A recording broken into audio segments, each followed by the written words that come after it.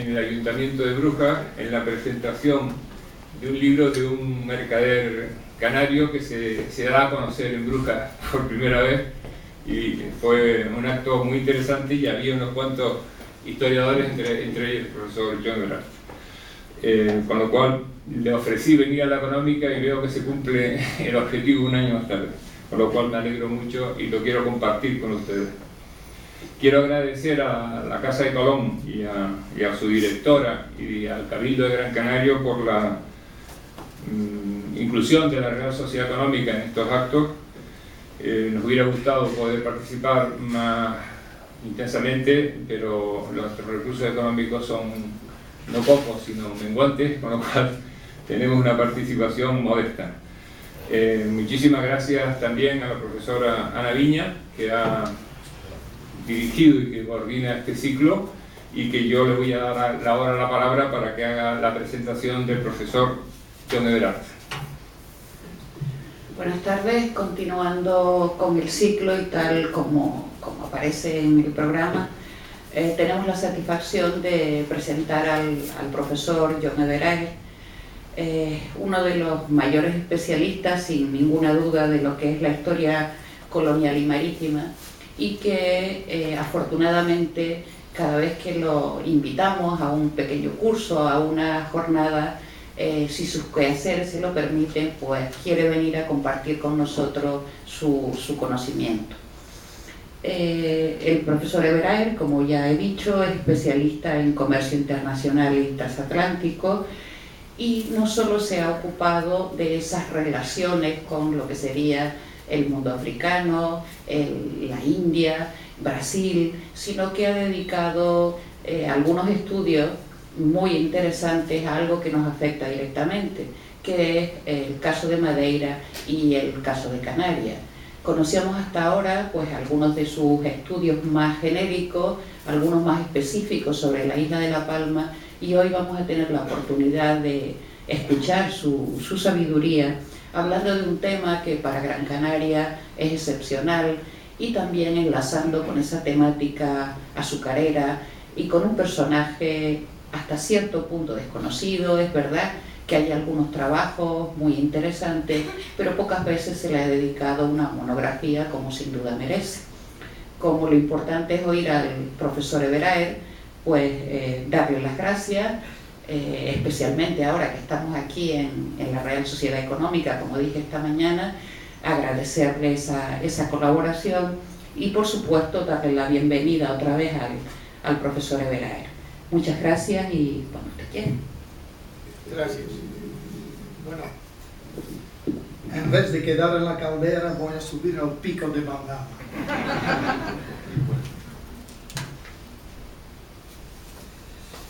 Buenas noches, y me alegro que el auditorio es tan numeroso. Se lo explico porque la figura, mi héroe, es bastante conocido, pero antes de presentarle, quería en guisa de preámbulo tocar dos aspectos. Mi héroe, Daniel Bandama, después de unos años en la escuela, aquí en Las Palmas, todavía no pude hablar correctamente el castellano. Al contrario, yo, naturalmente, solamente de pasaje aquí, unas veces o tantas veces, siempre hago faltas. Me equivoco de vez en cuando y les ruego excusármelas. En segundo lugar, tengo que agradecer a unos personajes aquí presentes por esta invitación. Al señor Thomas van der Walle, lo ha explicado, nos hemos encontrado en su cuña, en la cuña de su familia, es Brujas. La colega palmera tenerifeña, es mixta, Ana Viña, con quien tengo un eslabón muy suave, el azúcar. A la señora Elena Acosta, la secretaria de la Casa de Colón, mi hogar simbólico en la isla con mayúscula, como los documentos los escribían, y a dos colegas gran canarienses Elisa Torres, que aquí presente, y su marido Manuel Lobo, porque me han mostrado el camino científico hacia la caldera de Bandama. En efecto, ¿cuáles son las fuentes utilizadas? Naturalmente, son archivos en orden degresivo. Aquí en Canarias, Las Palmas, protocolos notariados. Afortunadamente, se conservó el testamento de Daniel Bandama de 1602. Él murió 7 años después. Este testamento ha sido resumado, utilizado por Elisa Torres en una monografía publicada en su libro Burguesía Mercantil en Canarias Orientales. Es un aspecto familiar porque su marido, Manuel Lobo, publicó documentos sobre el tráfico entre Canarias, Gran Canaria e Indias. También aquí, el Museo Canaria, donde se conserva el expediente inquisitorial de Daniel, lamentablemente muy fragmentario y muy mutilado. Por otra parte, acá, en Flandes, los archivos municipales de Amberes tienen colecciones genealógicas y tenía la suerte la semana pasada de encontrar el abuelo de Daniel Bandama. También hay certificaciones mercantiles. Daniel Bandama, correctamente en flamenco, en neerlandés es Van Damme con el V en 2 palabras. ¿Cuál es su origen, su procedencia? Un personaje clave en su vida fue el abuelo paterno, que se llamó Cristóbal, de manera que Christoph es alemán. Efectivamente, este abuelo fue un mercader alemán, natural de Braunschweig. En su testamento escribe Stalinson, que no he encontrado. En Amberes se indica Braunschweig, al sur de Hamburgo. Este mercader Christoph Van Damme, versión flamenco, residente en Amberes en 1553, donde vivía una importante colonia mercantil alemana. Y este abuelo fue derrochador, gastó no solamente su fortuna, explicaré en qué circunstancias, pero también su reputación y casi su energía, porque tenía 2 niños naturales legitimados, una hija de 27 años en 1553 y un Daniel, que le llamaré Daniel el Viejo, nacido hacia 1534. Este Daniel, es decir, el padre del Daniel que vivió aquí, Daniel el Viejo, se casó en Amberes con una alemana también, bastante joven. Tenía 2 hijos, un hijo que ha aparecido en Tenerife, pero tengo dudas que es un hermano, pero el otro es Daniel Bandama, el joven, que vivía aquí, nacido en Amberes, probablemente 54-55. Su padre falleció a los 28 años. Daniel tenía 8 años en este momento. ¿Qué pasó con la madre? No lo sabemos. Suponemos que Daniel fue huérfano y ha sido puesto bajo tutela de su abuelo, que sobrevivió a su propio hijo, Daniel el Viejo. Este abuelo envió su nieto, Daniel Bandama, a Canarias.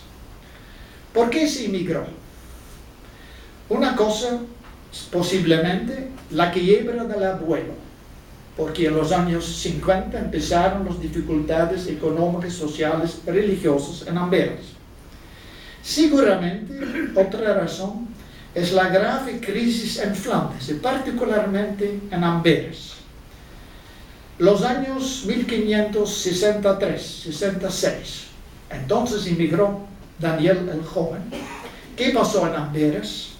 Un conflicto comercial entre la gobernadora Margarita de Parma y los mercaderes ingleses que importaron paños ingleses que tintaron en Amberes. Cortar este tráfico fue desastroso. Además, el invierno siguiente, 65-66, fue extremadamente riguroso.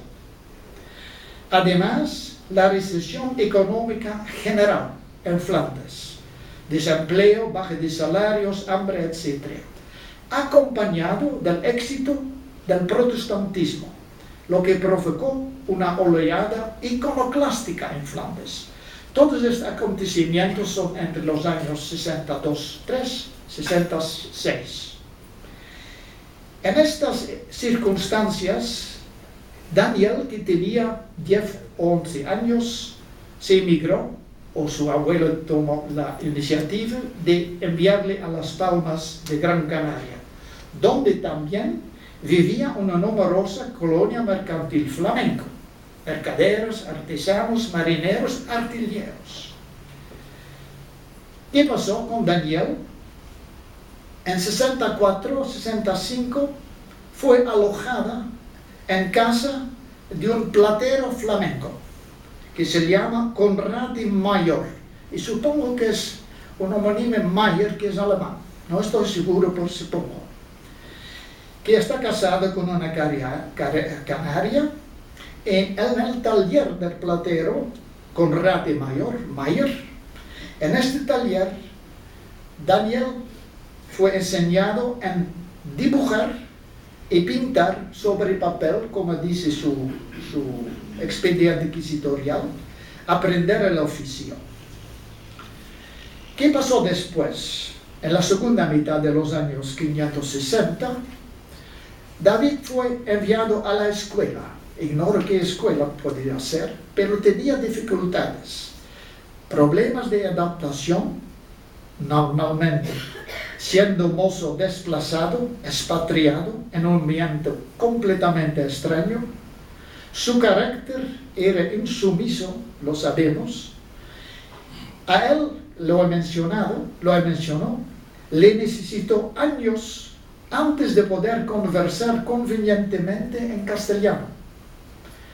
En la escuela riñó y peleó con los otros alumnos, lo que es normal para su juventud, pero a otro aspecto, por palabras impertinentes, opiniones imprudentes sobre la fe católica, muy peligroso, y la situación política en Flandes, en Alemania, sería más tarde convocada por la Inquisición, el Santo Oficio. Salió de la escuela alrededor de 1570 y entonces el platero, lo mencionaré, se fue a Indias. David se instaló en otra casa con taller, un zapatero. Durante 8 a 9 meses debía emprender el oficio de zapatero, porque esta mudanza, lo mencionada, su maestre anterior, el platero flamenco, se prepara para partir a Indias, a tierra firme, Cartagena, Río de la Hacha, Santa Marta. Sabemos conocemos dos documentos. En 71, como señor y capitán de un navío, lo que es cómico para mí, porque un platero que está mencionado como señor y capitán de un navío, pero nunca salió porque durante un temporal en el puerto de las Isletas naufragó, se hundió este barco. 3 meses después, otra vez como maestro otronado, con un cargamento de vino y mercaderes pasajeros, mercaderes ambulantes, los llamamos cargadores, se fue para India. Y Daniel, oficio de zapatero, zapatero a tus zapatos, no. Alrededor de 72, tuve 18 años, llevó su comercio propio, poniendo una tienda cerrada porque alquila un un parte de una herrería para instalar su tienda. Tenía un compañero canario, Luis Arias, un mercader ambulante, que, sabemos del documento inquisitorial, se trasladó ambulante, se marchó para Flandes para vender acá vinos. Quizás junto con Daniel, no está muy claro. En Gran Canaria y en Amberes, los dos se riñaron. Discordia comercial sobre la venta de pequeñas cosas, copas de cristal, cueros de cabra, vinos demasiado caros, etc. Este conflicto, normal entre mercaderes, supongo, entre los dos socios, culminará en la denuncia calumniaria delante de la Inquisición. La Inquisición le invita o lo encarcela en 75, pero ya tenemos dos testimonios de los años 72, 71, 72. Testimonios prestados anteriormente en Tenerife, con motivo de la visita inquisitorial por Ortiz a Funes. El resultado de estos testimonios y de la denuncia de su socio, Daniel fue encerrado en la cárcel aquí en Las Palmas durante casi un año, de mayo 74 hasta mayo 75. Encarcelado, fue en una prisión a puertas abiertas, porque el vigilante, el guardia, muy negligente, durmió en su casa privada en vez de la casa en la cárcel. Fue también muy tolerante. Los presos se divirtieron en el patio, porque las celdas no fueron cerradas, organizando escenas burlescas. Un año en la prisión, efecto sobre su salud, supongo, porque en mayo 75 fue internado en el hospital, Daniel. Unos meses después, procesado y puesto en libertad provisoria, supongo, porque lo encontramos de nuevo encerrado unos meses después y finalmente absuelto. Quizás después de este episodio poco reconfortante para Daniel, fundó una familia, casándose con una gran canadiense, Juana de Vera, y nacieron 7 hijos, niños, 4 hijos, el primogénito Andrés, el segundo Cristobal. Ambos serían educados, formados en Rouen, lo mencionaré en qué circunstancias. Hay un Daniel que se trasladó a Sevilla por estudios religiosos, una oveja negra, Bartolomé, oveja negra porque tenía hija natural, como el abuelo de Daniel el Viejo, ocasionó muchas pesadumbres a su padre, pero con las hijas mejor situación. Ana se casó con el mercader francés, una Margarita ha muerto bastante prematuramente, suponemos, y a Juana la Vera, de Vera, nombre de su madre. Fundó una familia, pero además Daniel acogió en su propia casa, es decir, ofreciéndoles mantenimiento y educación, una prima y un primo flamencos, suponemos llegados o invitados desde Flandes, visto la situación muy difícil en Flandes. También un sobrino suyo, el hijo de su cuñado. Hasta aquí el relato de su vida privada. El origen, aprendizaje, escolaridad, confrontación con la Inquisición, vida privada, vida íntima. El segundo panel, dimidíptico, es la vida de negociante. Negociante a la vez en Canarias, pero también y más, ultramarino hasta colonial y africano. tenía en Las Palmas una infraestructura comercial, una tienda, posiblemente en Triana, donde vendió tejidos extranjeros importados de Rouen y por tránsito en Rouen de Flandes, otros productos manufacturados, un almacén para depositar la mercancía, una bodega con cascos, casas, una casa privada, una vivienda particular, que con motivo del raid de la invasión del pirata holandés Van der Does en 1599 fue saqueado e incendiada. Además, más tarde, fue propietario de un pequeño navío armador. Sus actividades en este sector. En Canarias mismo, en las islas, operaciones comerciales tradicionales, exportación de vinos y azúcares, importaciones de tejidos, llegados sea por o de Rouen, porque Rouen es el puerto, no es la ciudad comercial, pero tiene un puerto satélite, antepuerto, Le Havre. Estos tejidos son fabricados sea en Normandía, sea en Bretaña, y se llaman ruanes porque son exportados por Rouen. Pero no solamente tejidos, pero trigo también.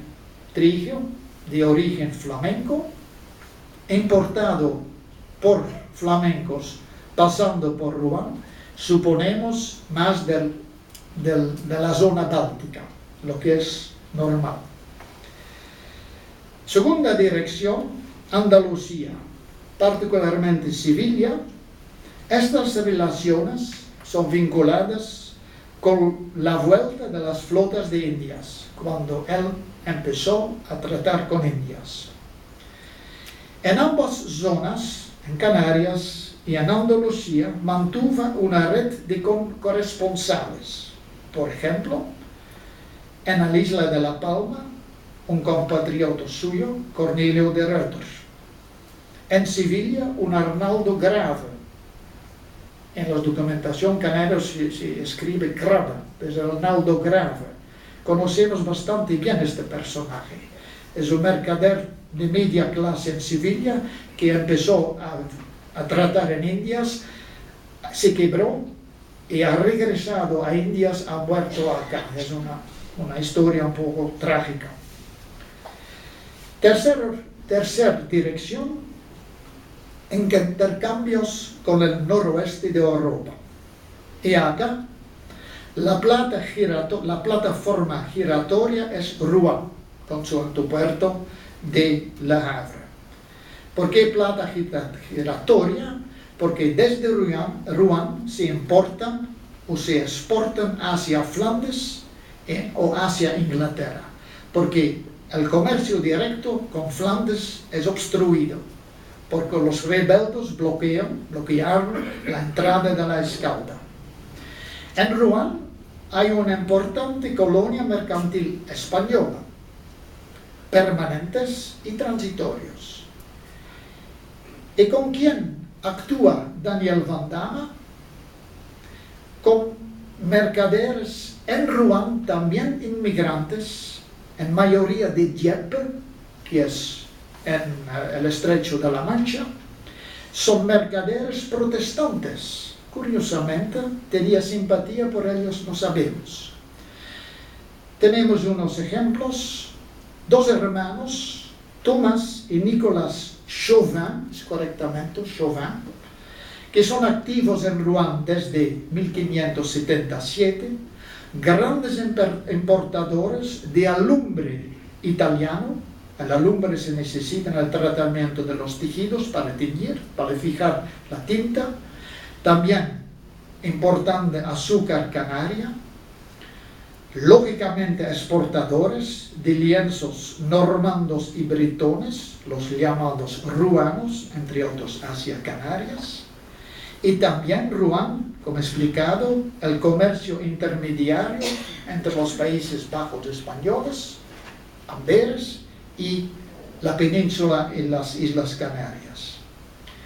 Para Daniel, estos años de 76 hasta 84 son la época del florecimiento de los negocios. Acá ha acumulado su primer fortuna. Con un mercader protestante, uno de los hermanos Chauvin, Thomas es un personaje de confianza para Daniel. Daniel envía sus dos hijos mayores, confió sus dos hijas mayores a Thomas Chauvin y está en compañía con su hermano Nicolás para educar, aprender el francés, como los flamencos enviaron a sus hijos aquí, e instruir en el comercio. Porque su idea del Daniel era que el mayor continuará en sus negocios. También Daniel Van Damme tuvo compañía comercial con los hermanos Chauvin y también con otra que es difícilmente a identificar, se llama Lorca Floria Castra, es la viuda probablemente de su socio, de Daniel, que se llama Michel Mariage, suponemos. 2/9 partes de esta compañía para Daniel, la mayoría para la viuda de Mariage. A mediados de los años 80, cuando el comercio con Rouen se aflojó. ¿Por qué se aflojó?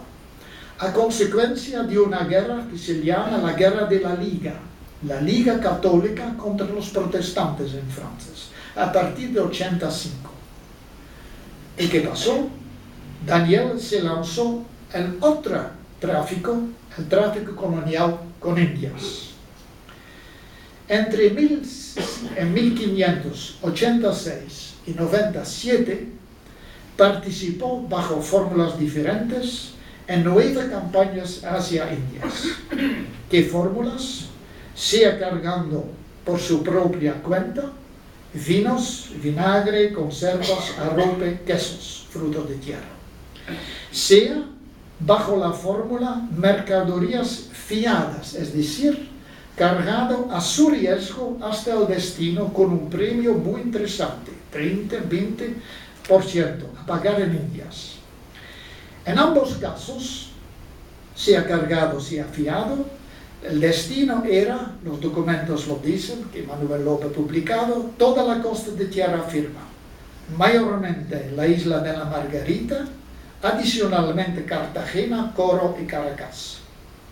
Otra forma de participar es prestar capital también a riesgo a un capitán para aparejar su navío, esta vez con destino San Juan de Ulúa, Veracruz actualmente, es decir, las flotas hacia México.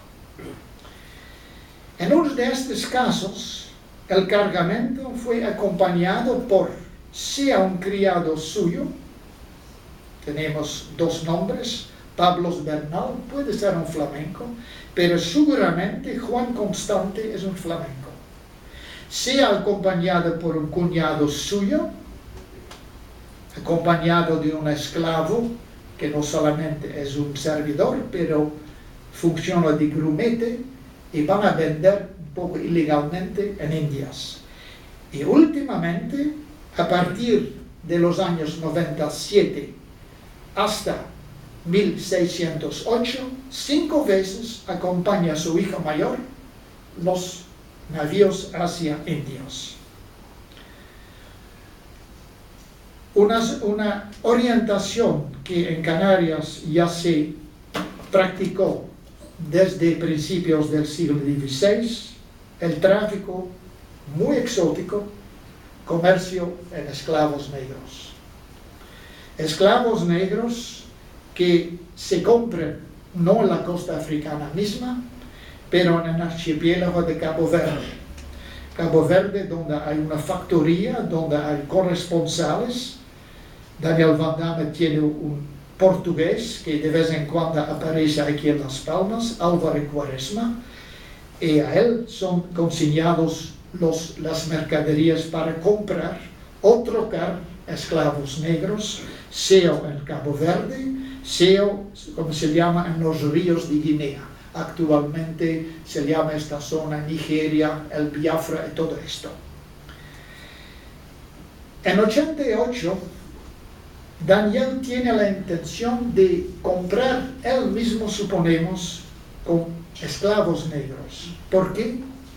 Encargó a su cuñado, Hernando de Trigueros, enviándolo a Lisboa para le solicitar acá el permiso para sacar 70 esclavos de los ríos de Guinea y llevarlos por vía de Gran Canaria a Indias. No sabemos si logró.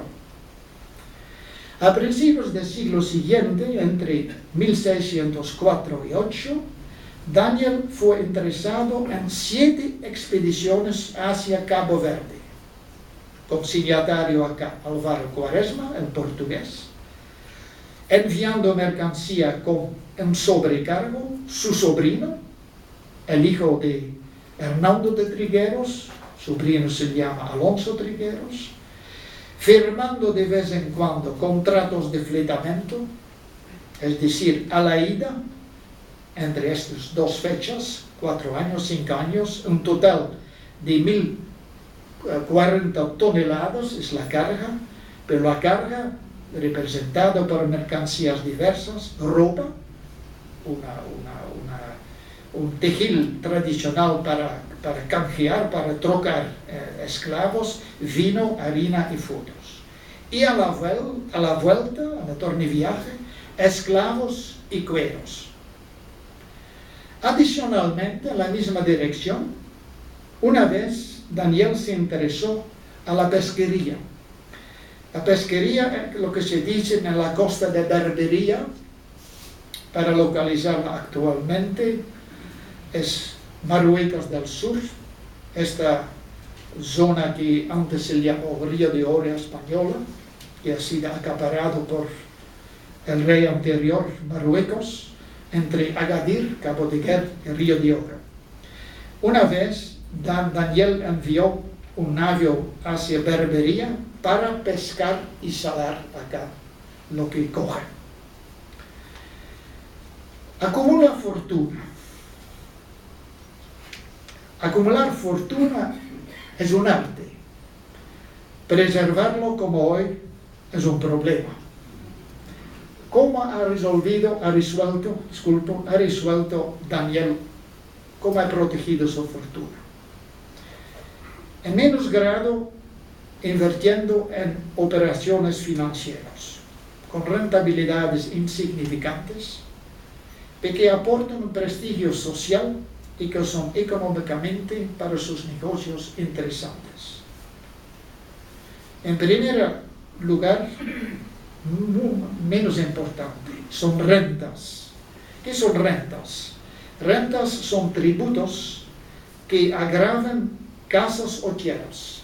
No necesariamente su propiedad, pero puede comprar una renta y la casa es propiedad de otra persona. Y se puede heredar la renta. Más interesantes para él son arrendamientos de cargos públicos. Sabemos que durante 6 años, de 89 hasta 95, Daniel fue administrador de los derechos del almojarifazgo y de las tercias. Un cargo que le ocasionó pleitos, dificultades, pero también generó una posición importante, primordial en la sociedad, en el mundo comercial. Lo más importante para preservar fueron inversiones como hoy, en esta crisis de los bancos, la mejor inversión es en bienes raíces, supongo. Él también invierte, compra bastantes bienes raíces, bienes inmuebles. Es una solución segura. Diversificar su capital y además obtener rendimiento. ¿Qué quieres más? Y además se combinan bien estas inversiones con sus negocios de exportación. Primer sector, tierras, plantaciones de azúcar. La compra es normalmente combinada con el derecho de unas horas significantes, un volumen garantizado de agua para regar. Compró cañaverales en Arucas, en Firgas, donde tome agua de la sequía real, en Moya, o contrató, formó una compañía con unos dueños de ingenios, lo que es más seguro que hacerlo él mismo. También tenía ganado, pero este ganado siempre está puesta a renta en una serie de arrendatorios, reses vacunas y cabras. Lo más espectacular, y que ustedes conocen bien, es la compra de viñedos, un sector particularmente para sus negocios en vinos. Muy cerquita, en el valle de Ginamar, compró en 2 casos, en el total de 120 fanegas, trasladado en medidas agrarias actuales, 3,5 hectáreas de viñeda. No solamente viñas de sequero sin irrigación, también zumaque se necesitó para tratar los cueros, pero también supongo para hacer vinagre, almendros hasta un colmenar acá. Pero el más espectacular es la explotación de la caldera de Bandama, que está descrito en ese testamento de 1602. Fue muy enfermo, sin embargo vivió 7 años más. Está mencionado ampliamente, tú lo has publicado, en cómo ha procedido para explotar la caldera de la Bandama. Ha plantado la viña, el valor total de su investigación, de su invertimiento es 4.000 ducados. La mitad está invertido en 9 plantaciones de viña. ¿Qué tipo de viñas? La Malvasía. La Malvasía es importado, la cepa de Madeira, o quizás de Sicilia, originalmente de Grecia. Monemvasia, la Malvasía viene de la región al sur del Peloponeso. Monemvasia, se llama la Malvasía. Y él dice, la Malvasía da bien, mejor que otro viñedo. Promete mucho por la gran fertilidad de los racimos. Y el tiempo abajo en la caldera la ofenda muy poco. Y tengo que poblar de unos otros majuelos. Al contrario, el verdillo, supongo que es el vino que se llama en portugués el verdelho, y me parece que puede parecer un poco al vino verde que está actualmente en Portugal. El verdillo dice, da muy poco. Será menester hacer una bodega abajo para encerrar el esquilmo. No entiendo muy bien qué es su plan. Toda esta plantación se sitúa alrededor de 1600. Él plantó seguramente las primeras vides en el interior de la caldera. No solamente viñas, pero también casas, una bodega, unas lagares. Actualmente hay restos de lagares acá, pero no sé de qué época datan. No solamente en la caldera la viña, pero también lo ha mencionado el zumaca, dará bien. Lo plantó, los zumacas, árboles en la hoya de la entrada. La hoya debe ser abajo, una hoya en la entrada, bajando por el sendero, porque no había carretera. Esta descripción detallada de la caldera, descripción un poco eufórica, demuestra que él ama a esta propiedad y quería conservarlo para su hija mayor, instalar lo que se llama ¿cómo se dice? Un mayorazgo quizás, o mayorazgo, sí, el mayorazgo está reservado al hijo mayor. No sabemos lo que pasó, Recientemente he leído en su libro que su viuda tenía problemas después en los años 1610, pero no puede explicarles. En guisa de apreciación de Daniel Bandama o Vandama, él vivió 55 años. Para nosotros es muy poco, para esta época es más que el mediano. Daniel es el prototipo de un self-made man. Había más inmigrantes flamencos, había más hijos de comerciantes que puestos en Gran Canaria o en Santa Cruz aprendieron acá el oficio y el castellano, pero fueron respaldados por unos parientes suyos. Él llegó aquí casi desahogado, sin respaldas. Se puede imaginar a sus 18, 20 años, chinchado por la Inquisición. Sin embargo, atesoró una fortuna y bienes inmuebles, pero esencialmente bienes raíces. Gracias al comercio, no solamente orientándose a mercados tradicionales como Flandes o Rouen, pero también practicando tráficos especulativos, Indias, África, Guinea y Berbería.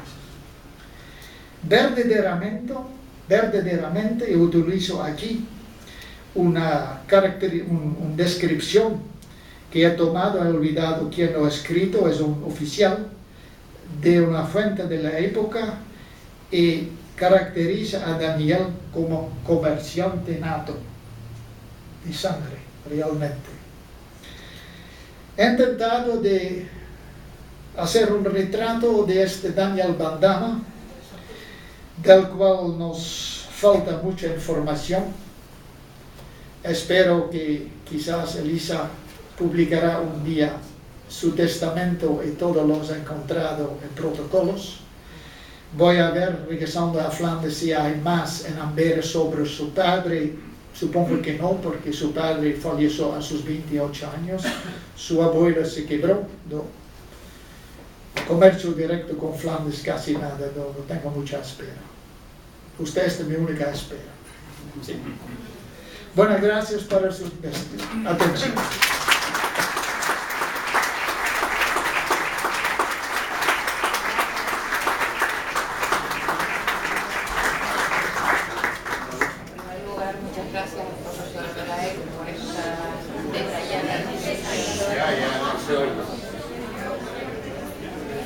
Muchas gracias al profesor Everaer por la detallada descripción que nos ha dado de Daniel Bandama. Y siguiendo la dinámica de esta jornada, pues si quieren hacer alguna pregunta. ¿Dónde murió? ¿Dónde? Supongo aquí en Las Palmas, en 1609. Pero yo solamente, algunas cuestiones que te pueden servir. En primer lugar, fue intérprete. ¿Ah, ya? Intérprete de flamenco, tanto ante el Tribunal de la Inquisición como ante las autoridades de la aduana. Por lo tanto, también, por eso, como tú decías que tú no conseguiste hablar, yo creo que Daniel Bandama sí consiguió hablar correctamente el castellano. Sí, pero a la edad de 12, 15 años, después de unos años, no fácil. de unos años de escolaridad y de vivir entre los canarios, habló difícilmente, correctamente. Pues fue uno de los intérpretes del propio Tribunal de la Inquisición también, después en algunos procesos. procesos. Luego se convirtió en agente del Cabildo de La Palma y del Cabildo de Gran Canaria en los años críticos para importar cereales e importar pólvora y municiones. Para la defensa. Exactamente. Y en tercer lugar, él dirigió una política estratégica matrimonial. De tal manera que algunos de sus hijos casaron con linajes importantes, por ejemplo con los Manrique, con los Castillo, con los Amoretos, es decir, con lo cual a través luego de los amorestos sí se consigue directamente formar un mayorazgo, directamente. O sea, por lo cual también él creó una especie de red de políticas matrimoniales de algunos de sus hijos con familias que procedían tanto de conquistadores, como en el caso de los castillos, como en otros casos, por ejemplo, de mercaderes italianos, como eran los amoretos, o de mercaderes burgaleses, como era Manrique. Tengo una pregunta. He buscado en el nobiliario de Canarias, no hay nada. ¿Todavía existe la familia Vandama o descendientes? No. Perduran hasta el 18. El apellido existe Hasta el 18. En Cuba sí existe el apellido Vandama. Pero es un apellido bastante común, ¿eh? Sí. Aquí perdura hasta el último que yo conozco es del 18, que es Lorenzo Vandama, casado con doña Juana Huesca. Y hay además un pleito, Sí. y tiene solamente un hijo natural. He encontrado un Livinos Vandama en Tenerife, pero su hermano, dudo.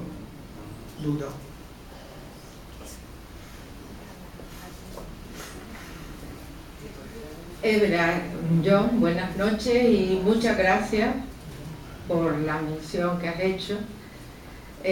Simplemente decirte que que he disfrutado muchísimo, como no podía ser de otra manera, con refrescar la figura de Daniel Vandama, que cuando empecé a trabajar con él se pensaba que Vandama era un topónimo canario, que era de los aborígenes.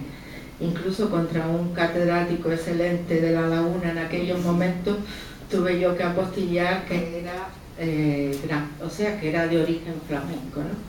Pero en esto que es la historia he estado dándole vueltas a tu charla, al oírte, y es un ejemplo más, y que quizás nos sirva hoy en día, porque la figura de este personaje es un hilo conductor entre Gran Canaria y Flandes, y no deja de asombrarme, a pesar de ser un hecho reiterado, cómo estas islas, estando donde estaban y en la situación que estaban, mantenían, a través de este y otros personajes, esos intensos contactos, no solamente con Flandes, sino lo que era realmente el mundo que interesaba o el mundo importante.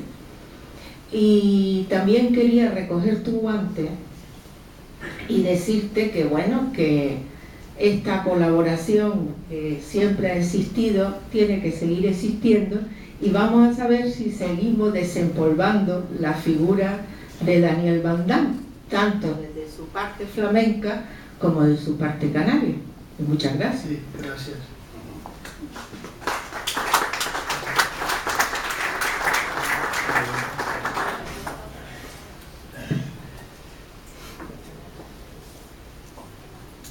Más dos.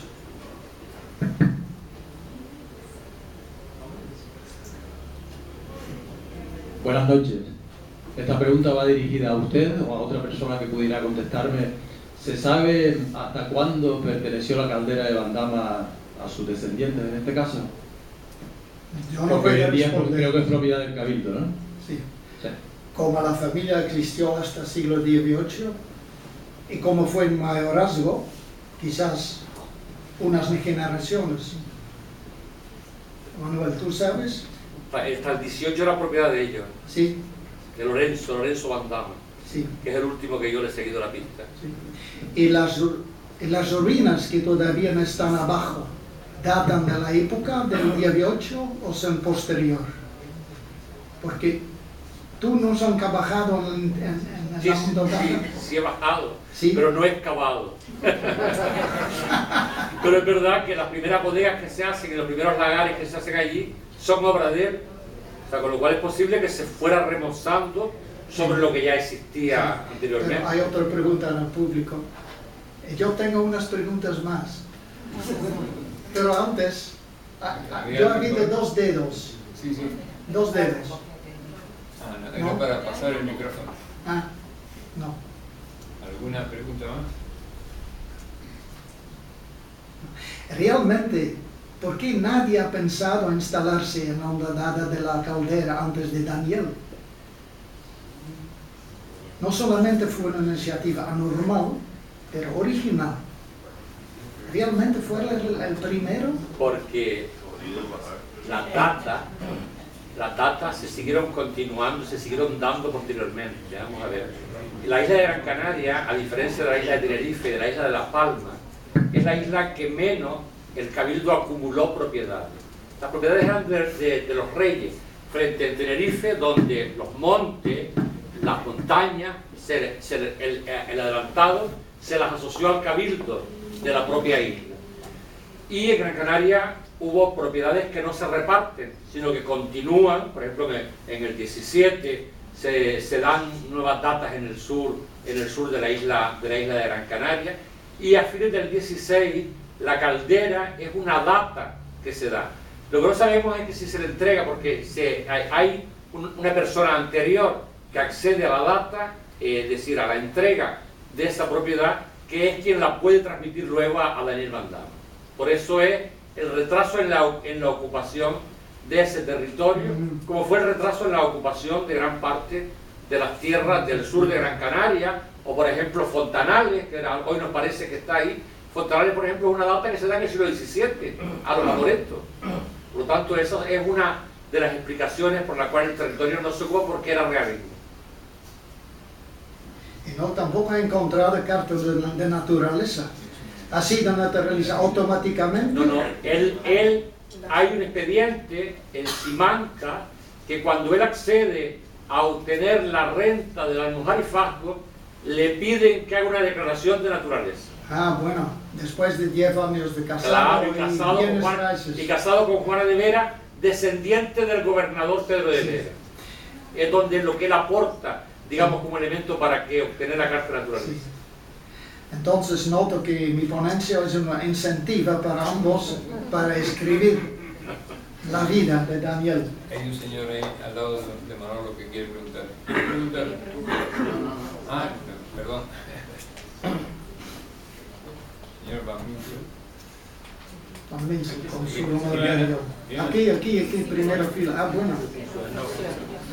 Pues voy a intentar hablar un poco más alto. Después, es una observación, profesor. Después de haber leído, estudiado y un poco trabajado también en la traducción del libro de doctora Ana Viña y escuchando a la vida del señor Van Damme, es que había momentos, funciona mejor todavía esto que es. Había momentos que pensaba que usted estaba hablando de don Luis Van der Waal el Viejo, porque hay una gran similitud entre estas dos personas, Sí. tanto en comercio, en problemas de religión, integración social en el mundo canario de aquellos tiempos, etc. Y es solamente una pequeña observación. Similitud, sí. ¿Alguna otra pregunta? Ah, sí. Vale. Flandes, Gran Canaria. Lo juntamos entonces. Sí. Pues nada, mañana continúa el ciclo en la Casa de Colón. Ustedes están perfectamente al tanto de las conferencias, y muchísimas gracias al profesor, a la profesora Ana Viña y a todos ustedes por venir. Muy buenas noches.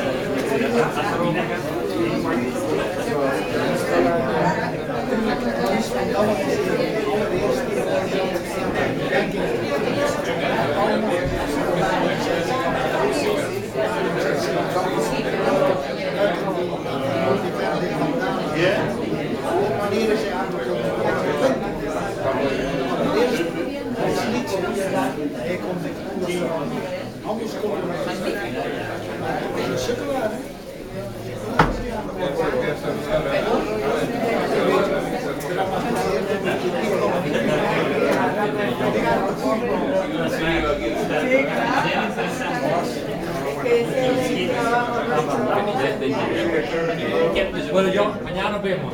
Mañana, ¿tú conoces conoce este fotografía. Gracias por utilizar su libro. Sí, sí la conozco. ¿Dónde está? ¿En los llanos? No, esta fotografía estaba arriba, al pie de la cantera. Al pie de la cantera. Sí, cuando tú asomas, no, de frente, te encuentras un pequeño grupo de casas. Pero cuando te metes por ahí una de esas, miras. ¿Por qué se llama Casa Fantasma? Yo no sé. Te dijeron que se llama Casa Fantasma. Tocando este tiempo del programa. Sí, decir que Cada uno puede poner el nombre que quiera. Entonces, dudo que realmente esta Casa Fantasma. Me parece Sí, eso No, está arriba. baja y arresta. Porque hay bodegas y hay lagares. Yo creo que en la época de lo que luego sobre eso se reivindica y se